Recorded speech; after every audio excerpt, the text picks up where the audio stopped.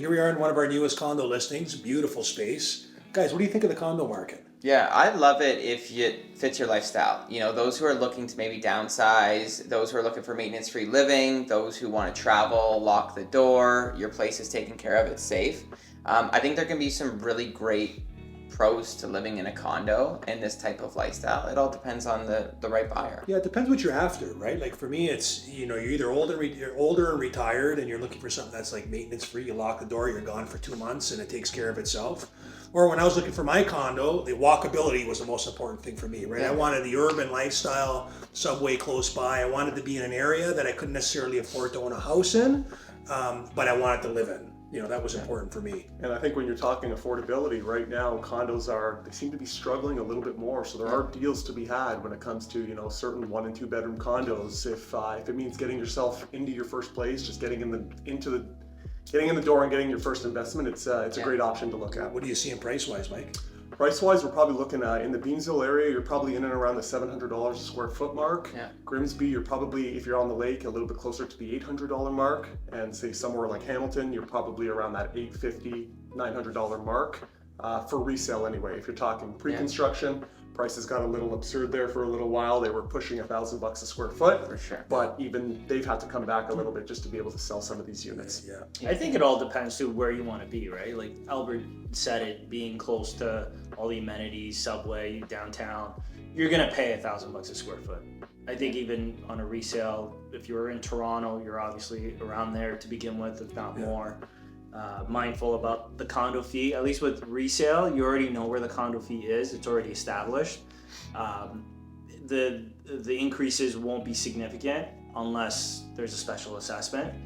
But when you're buying pre-sale, you're kind of juggling that 50 cents to 75 cents a square foot when it comes to the condo fee. Yeah. And then after a year or two, they could jack it up. I'll tell you, you need to be careful because I experienced this firsthand.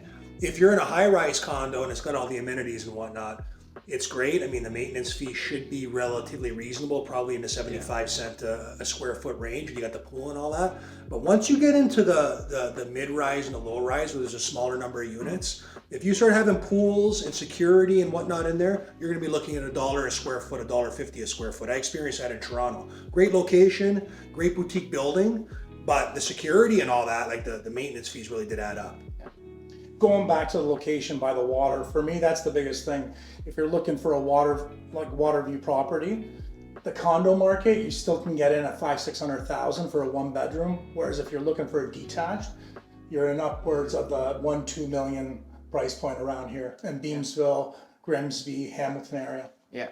I also think it's important to just keep in mind that if you're buying a resale condo, be mindful of what's being built around you, because I know, a lot of the younger people that are looking to buy condos, they like the new, they like the shiny, they like the amenities. So if you've bought yourself a resale unit, make sure that you're getting a good value on it, because once these newer buildings are being built around you, it might, if not bring your value down, it's definitely gonna keep it from really shooting up, because there's going to be a lot more inventory built around you, just at the least the inventory. With and then, more like I said, features too, a lot more features and stuff like that. So that's something to really keep your mind on. Don't assume the view is going to be there forever and a day. That's right. another You thing see as well. downtown. If you were in the first condo that got built in downtown Toronto, wow, you got the CN Tower view, you got the lake views.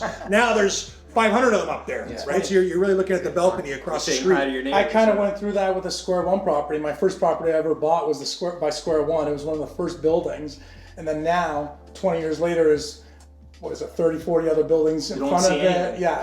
And it got old with the amenities, so the price points didn't go up as much. So you notice that big time, like compared to freehold, the price points don't go up as much on properties like that. It was fun and going to it, and then the movie theater. Remember the movie theater? Yeah, that was actually a great condo. Another thing to keep in mind when it comes to the condo fees is you really got to make sure that your representation is taking care of you guys, right? So you got to really make sure that they do the status check. So you want to have your lawyer review your status, because you want to make sure that that reserve fund is in good shape. There's no special assessments on the unit, because if there's a special assessment on the building and you're buying this thing and you weren't made aware of that, you're going to be on the hook for that. And those things can be expensive. They can go, you know, a couple thousand all the way up to 30,000, depending on what's wrong with it. I remember there's the one building on James Street there that the whole parking garage was in shambles. So it was like collapsing. So every single unit in there was on the hook for those things. Yeah, but and you that know thing's what? expensive. There's kind of this. There's the special assessment horror stories, and kind of there's the old condo building horror stories. At the same time, you know, those horror stories aside, you do your due diligence. At the same time, people are focused on new. You're paying way more a square foot, right? So for some of these older buildings, like in Burlington, for example, you can get on Lakeshore in East Burlington, and you get 1,300 square feet. You know, looking at the water for like 700,000, right? You won't get that anywhere else in a newer building, right? So, like, really, you got to factor that in when you're looking at a place. Yeah. I do think actually COVID, was what caused all these reassessments. Just because to maintain these buildings now, the cost of everything has gone up so much. Yeah. So what they actually had reserved for them now is not enough with what the price points are. But also, I didn't it's a think I bigger would issue care for about underground condos. parking.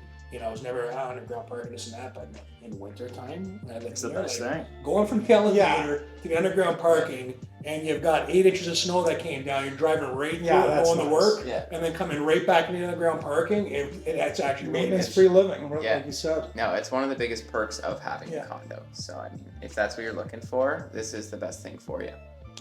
Those are some of the pros and some of the cons of when you're, you know, looking in the condo market. If you have any questions of a specific unit or just the condo market in general, guys, just feel free to reach out to us or, you know, any agent that would definitely help you out.